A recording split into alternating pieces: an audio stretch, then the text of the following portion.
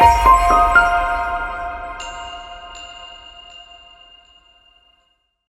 time is 4:30 p.m. on December 10th, 2020. I'd ask that you join me in the Pledge of Allegiance. I pledge allegiance to the flag of the United States of America and to the republic for which it stands, one nation, under God, indivisible, with liberty and justice for all.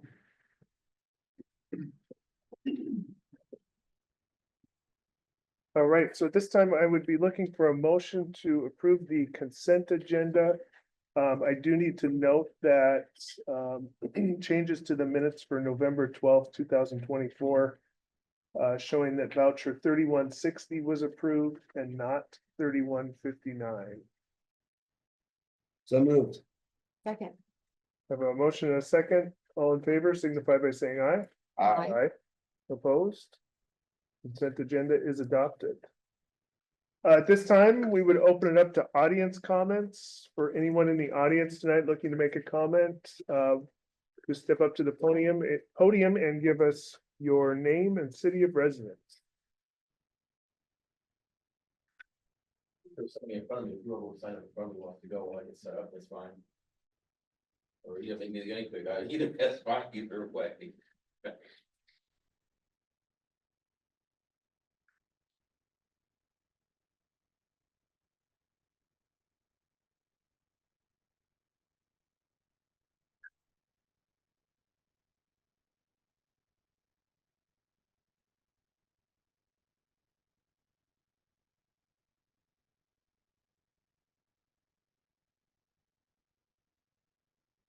Demonstrative installment today. Is this my mic? Yeah. Great. Good evening, folks. My name is Christopher King. I'm a zoning and permitting specialist. I've probably worked on 200 construction projects as an attorney, as a drafter, as a permitting specialist, what have you. My friend Matty over there, Matthew Peterson, I'm sure some of you have heard about the situation over at his home at 109 Snoqualmie Street. And he called me because he didn't know what to do.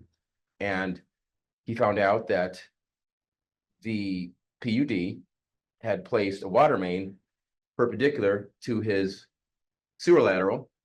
So at 109, let's imagine that I'm at the house and I'm facing south.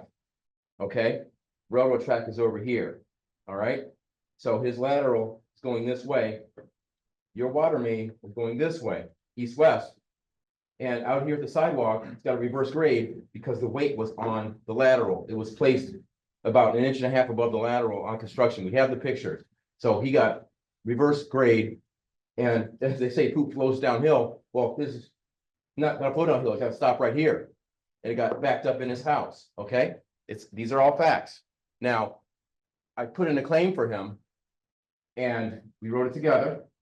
And it was very clear what had happened there. And since that time, I got some public information documents back from y'all and from the city. And it showed conclusively that the drawings, they were either CDs or as-built. They were represented to me as as-built, I believe, and indicated that, it was indicated that the trench was supposed to be dug to a depth of 42 inches. And it said, minimum, bold.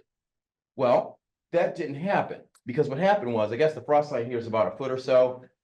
They went 10 inches below that. Then they laid the 6-inch main, and under that, directly under that, at 30 inches, he did as-built that you guys are in possession of, is where his lateral was. So it's right on top. The city, in an abundance of caution, the city insurance inspector looked at it and wrote you all the letter and said, "Hey, is there a claim on this? Where's the claim?" And that's when I did my dumpster fire video. I said, "I'll tell you where the claim is. It's in the dumpster. It's on fire." Because your insurance representative was not only an insurance company, it's a claims management company.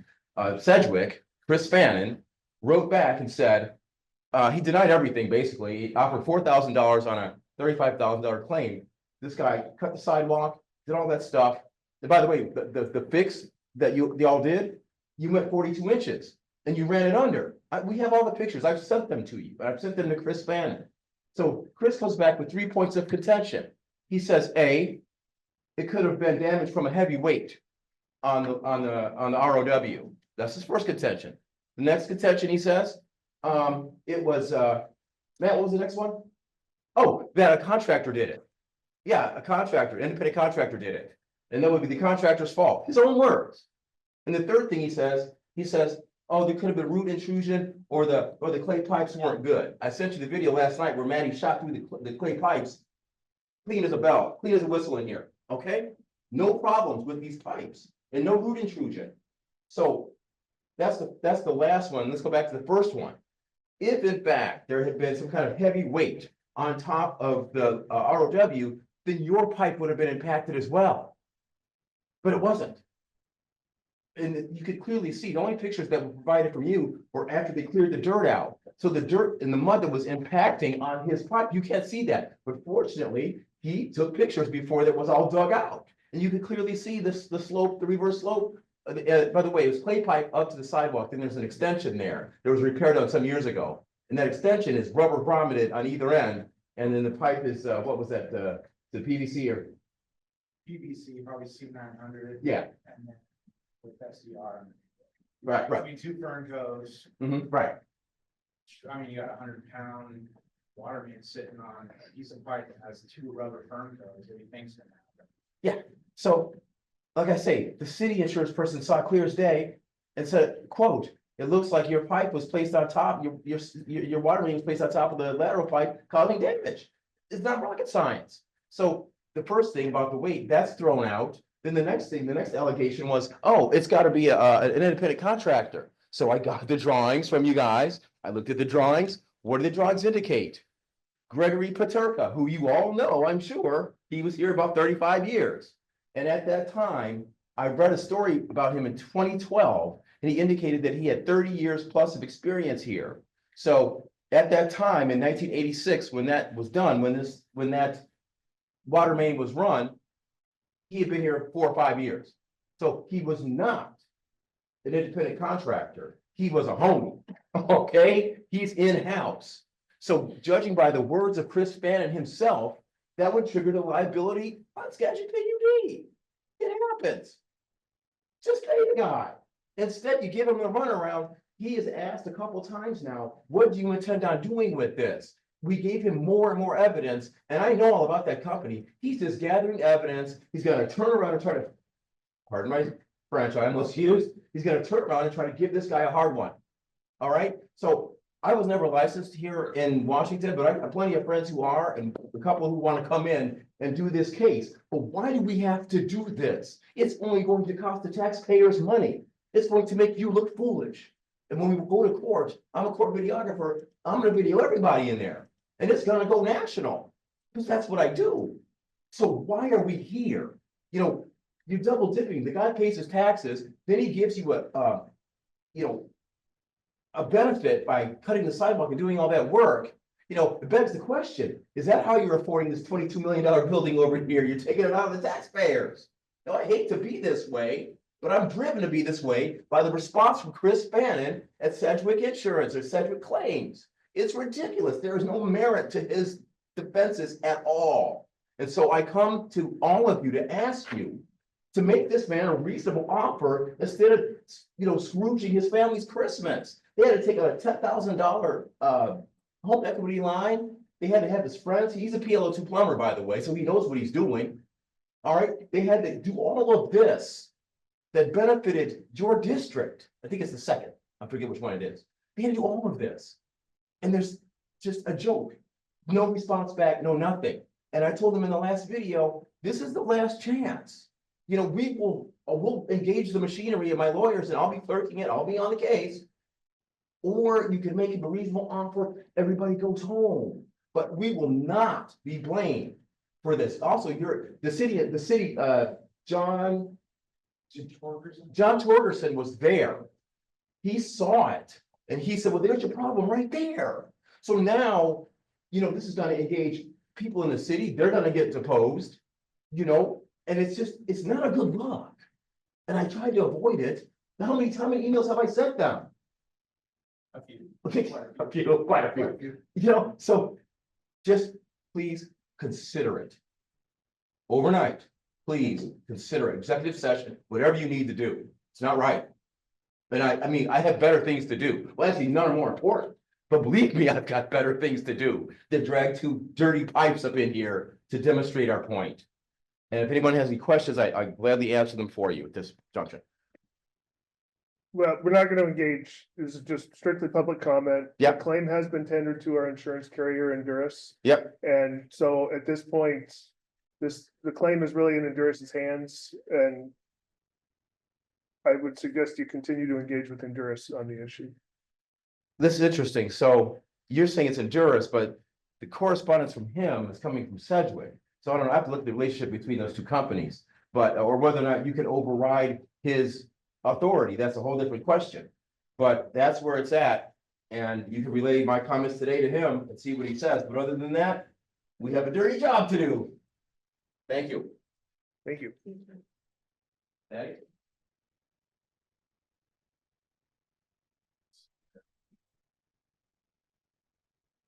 Hey, how y'all doing? I was just gonna, I guess really just kind of, look, I'm aware that you guys don't deal with sewer pipes and sewer laterals. You guys do water mains and stuff. I also got a little experience in that, for about 4 years with Woodby Water.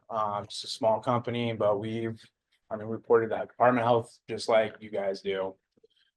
So really what I'm concerned about as well now on top of this, I replaced my sewer lateral. Look, when I saw that the sewer lateral or the water main was sitting on the sewer lateral in between that pipe with two fern coats, I mean, it's like, hey, lay down, let me stand on your chest. Because I mean, the water main is weighted. There's water in it, it's heavy. Sewer lateral, no. It's supposed to let water flow through, right? So there's that. That was the issue. I could go on about what I did to get to that point, but nobody wakes up in the morning and goes, I'm gonna replace my sewer lateral. I mean, I don't think there's anyone out here that would do that. So on Friday is when I was spot digging the utilities, and I found what I found, called John, and was like, dude, I need someone out here that's got some sort of credibility to see what's going on here. He looked at it. You guys were down here in like 10 minutes, down there in 10 minutes, and rerouted it. So I go on with, doing what the city's requiring me to do, which I'm really tripped out about why no one decided to sleeve anything. I mean, we got a water main going underneath the sewer lateral now, and there's no sleeving involved, neither from the city. I hate to talk bad about them, so someone doesn't know what's going on there, or you guys are just like, no, we're gonna let them handle it. We're gonna run the water main. So if this ever happens again, and it does impact my sewer, and it does impact your water main, what's to stop cross contamination? So there's a few things about this whole situation that I just find negligent from back in 1986 to now. And it pisses me off. I got a 2-year-old at home. I don't want to be here. And she's sick. I got a 7-year-old that hasn't left the terrible twos, and mom needs help. So it's just, the whole thing just screams negligence. And look, if I buy a car and I drive it 5 years down the road and I hit somebody, it's still my deal, whether it was a contract or you guys own it and cause a problem. And, it sucks that guy did it so many years ago, but now I'm thinking, who else in my neighborhood has had to deal with this? And whether the contractor that they hired for 30 to 50K to do the repair even told them, now I physically need you guys to move that thing for 2% grade. That water main was in my way. My father-in-law were out there with a site level sighting it in. I didn't take pictures because you're an insurance guy. One, your insurance guy is like, you got any camera stuff in the inside? That's only going to show a belly. Which, you see a belly, you don't think there's a water main on top of a sewer lateral. Nonetheless, and a repair too. In 86, we're using backhoes. We're using back trucks. That, I almost suspect the PUD broke it and then made the repair and then continued. That's my personal opinion. I can't, obviously can't prove that. But I mean, deductive reasoning here, it's in the right of way. So there's a lot going on here. There's a lot going on. I appreciate your guys' time and hearing this. If it goes back to just dealing with this Chris Fanning cat, there's nothing much I can say about it other than it's BS and it's negligent, in my opinion. So thanks for your time. I'm sorry I keep knocking that over. Yeah, man. I guess. Anyone else wishing to offer public comment tonight?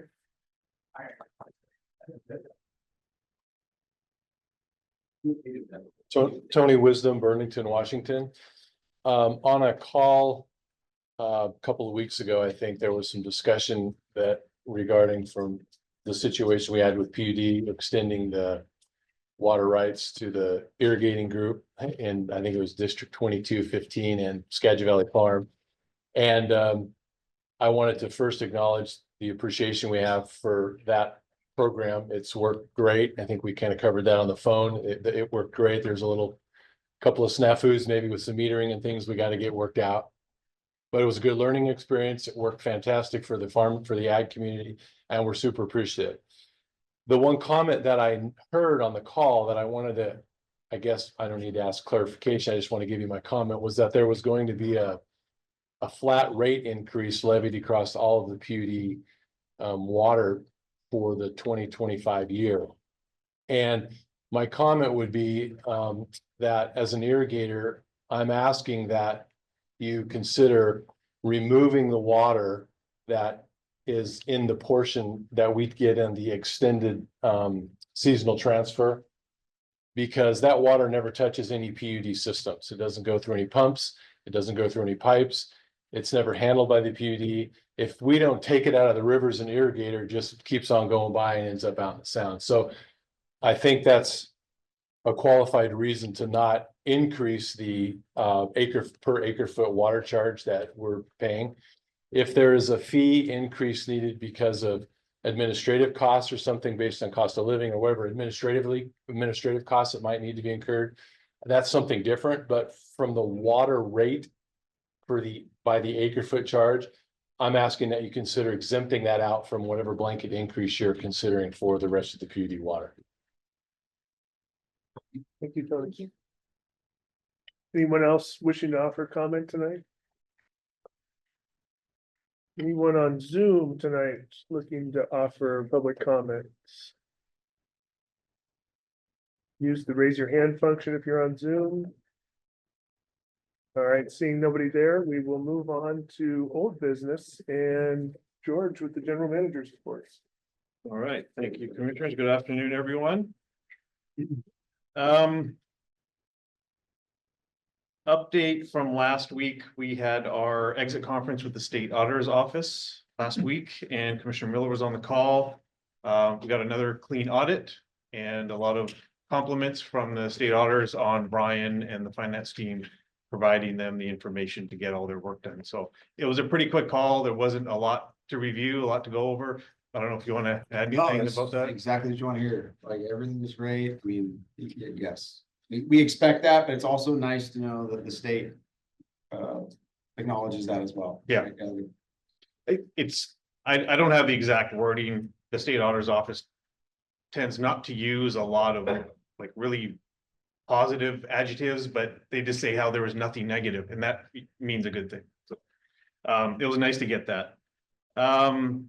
Let's see, in the information section, there's an update table on the implementation focus for 2025, which is basically just built off of our strategic plan. And there are basically this lays out a lot of tactics on how to accomplish the strategic plan by department. And so a lot of us internally worked on that for a few months. And so that's just a heads up to the board about what specific things we'll be working on for next year. Also included the information of the meeting schedule for 2025. You could note all of those dates. The Employee Association is holding a holiday party this Saturday, 14th. I think everybody got those emails. If you don't have your tickets yet and you want to attend, we'll talk to Shannon. Should have an email, I think, from yesterday or the day before. Still finalize that. And then training day is next Friday on the 20th. We're going to be holding that in the other building. Do we know, are you going to attend? Yes? Can I'll be attend? there, yeah. Okay, so all three. All right, perfect. We start at 8 o'clock. We'll probably get an agenda out to everybody this week. So you can have that laid out, and I think that's really about it.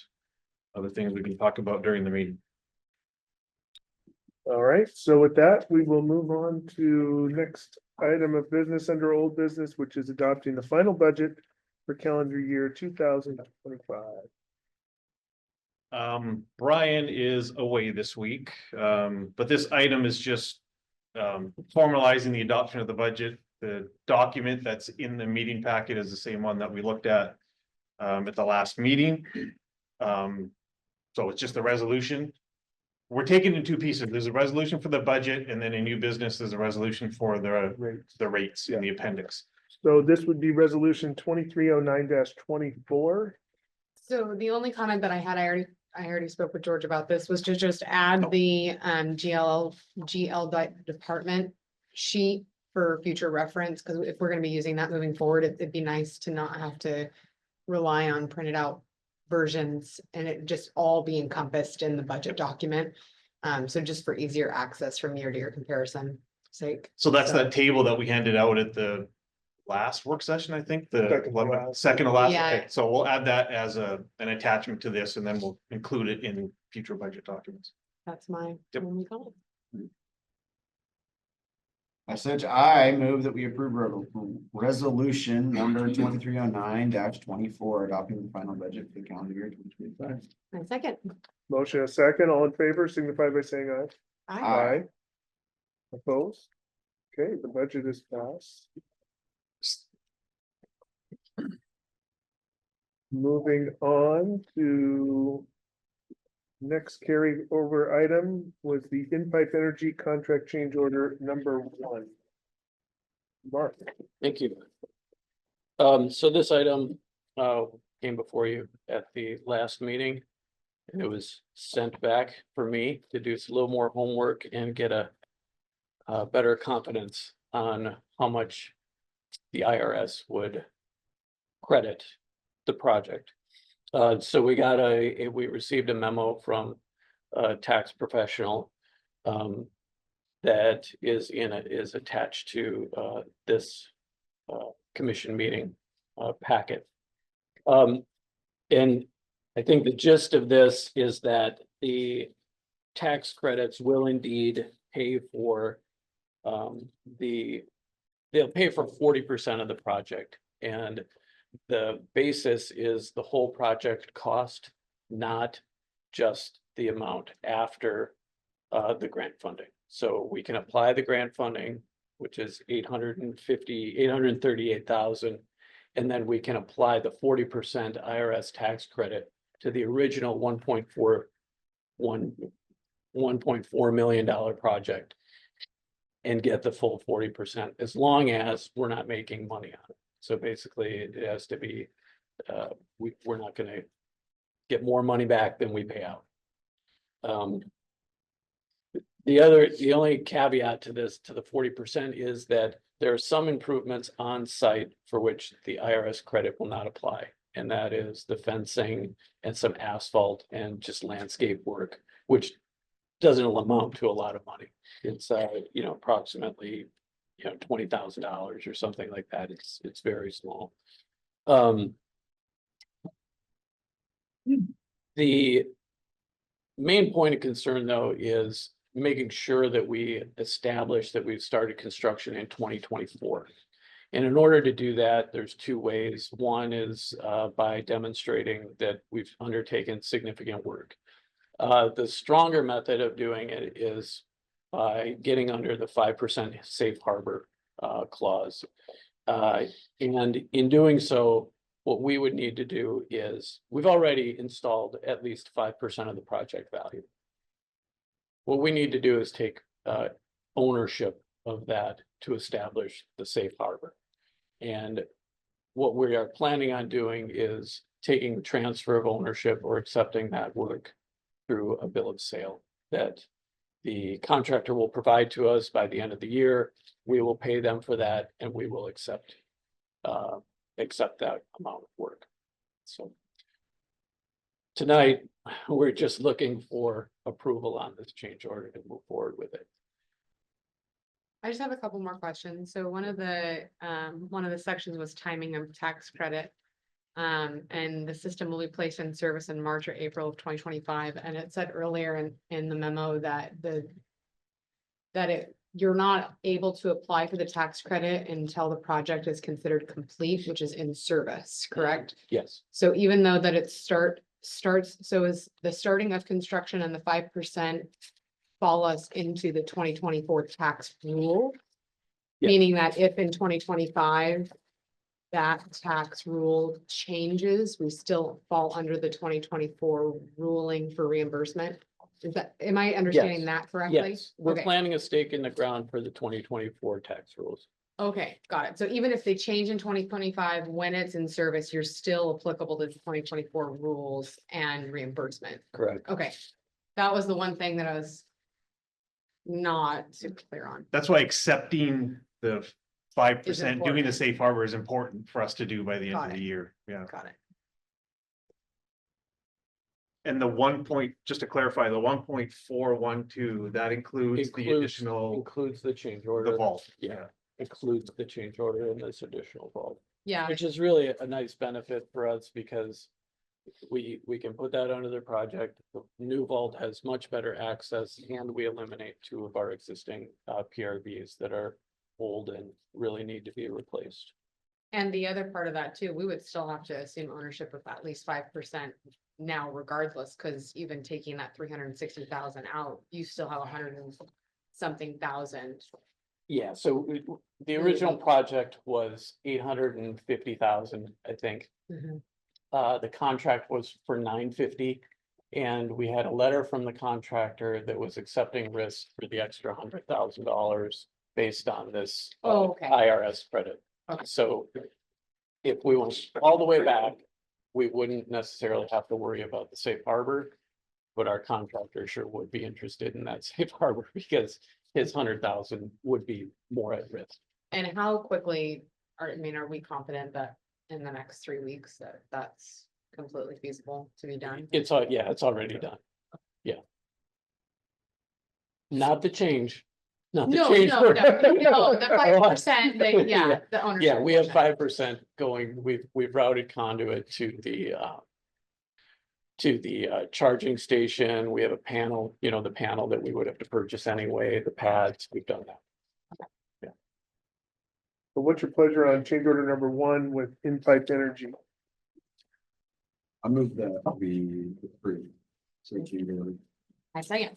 Motion a second, all in favor, signify by saying aye. Aye. Thank you. Opposed? Adopted. Okay, now on to new business, and this is establishing water rates, fees, charges, and deposit for Public Utility District number 1 of Skagit County for 2025. And just to recap, we applied 5% to all the rates and fees. Just across the board, we didn't use the construction cost index or the CPI for any of this, for the direction from the board. We want to have a conversation then about, I think that's separate. So just to clarify, any non-potable rates are not included. oh, in this is Yeah. just for, okay. This is just okay. everything else. I'm glad we did it. We separated them out. So any rate decision we make on the irrigation is separate from this. amendment. Gotcha, okay. I motion to approve establishing water rates, fees, charges, and deposits for Public Utility District number 1, Skagit County for 2025. Second. Motion a second, all in favor, signify by saying aye. I Opposed? Okay, rates are adopted for 2025. Next up is updates to 2025 updates to resolution establishing positions and salary ranges for non-union staff and supervising employees. Pat? Yes, good evening. So this is just our annual resolution for the non-represented salary ranges. There's really only one notable reclassification in positions, and that is to add the deputy auditor duties for the GL accountant position. If we get someone in that position, the incumbent who can take on those duties, then it's something that we can appoint as appropriate. So for now, that position will take on deputy auditor duties. Other than that, it's really, the only change is the scheduled and calculated COLA for 2025, which was already included in the budget. So no other notable changes this year. And that change to the classification is just technically the job description, not the. Yes, pay basically, we range. rewrote the job description to have it be appointed duties that can be added when appropriate. Yeah. If someone else is in the position, they may not be added. Just depends. Well, I motion to establish position salaries and ranges for non-union staff and supervising employees for 2025. Second. Motion and second, all in favor, signify by saying aye. Aye, Thank you. all right, that is adopted. Okay, next up is the 2025 seasonal water rights transfer to irrigators. All right. So as Tony mentioned, we had a meeting a couple of weeks ago to debrief on the transfer from this past year. I think things went well. The feedback we got was that they went well. I think for the agencies, they went well also. The only thing that, from our perspective, that could have gone better is that we had our metering equipment before we started it. That was our intent from the beginning. That was the only thing that didn't get included. We now have that equipment in stock and intend on using it for future transfers. So that was one thing that didn't happen this year that we want to happen next year. As a result, it's kind of my recommendation to go through a full season with our metering equipment. We communicate well with all the districts and with Schedule A Farm, and we got the data we needed, but having the remote access to the metering equipment, I think, will improve our communication. And it's also part of our LOU with the Swinomish to provide information during the transfer when the window is open. So having that metering equipment installed is important. We'd like to get it tested, installed for the 2025 season. So I'd like to leave all other terms the same, just keep a 1-year agreement. We talked about multi-year, and that's always something we can talk about, but it'd be nice to get through 1 full year with our equipment, work out any kinks or bugs that has before we start getting into longer term discussions. The biggest thing, as Tony mentioned also, I think is just the cost. We had a blanket resolution for all of our other rates that went up 5%. Just for reference, so districts 15 and 22,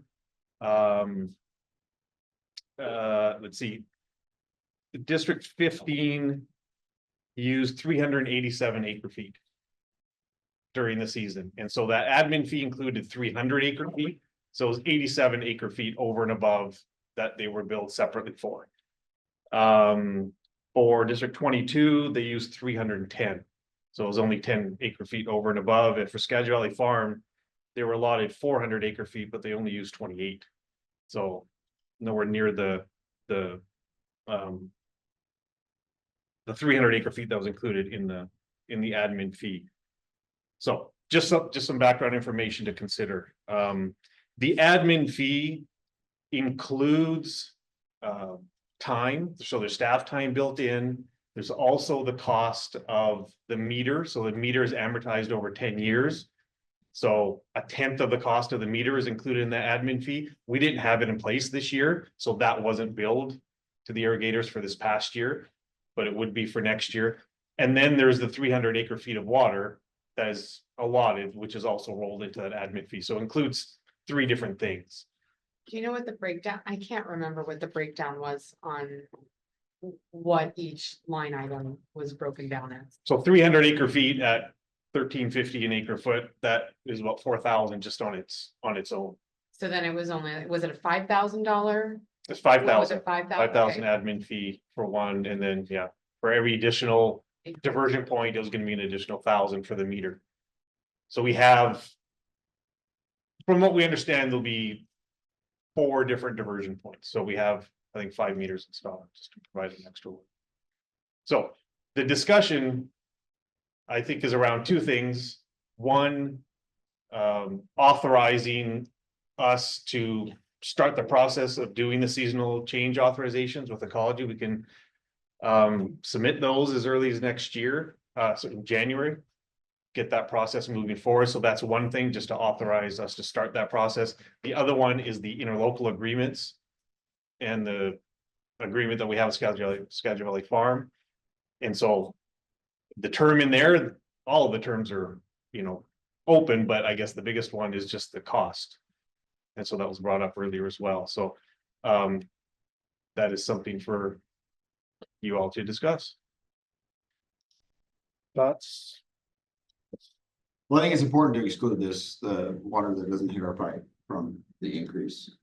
It's at the same time, including the increase, the admin fees, it's the rest of the cost. So it's really just, it's a cost.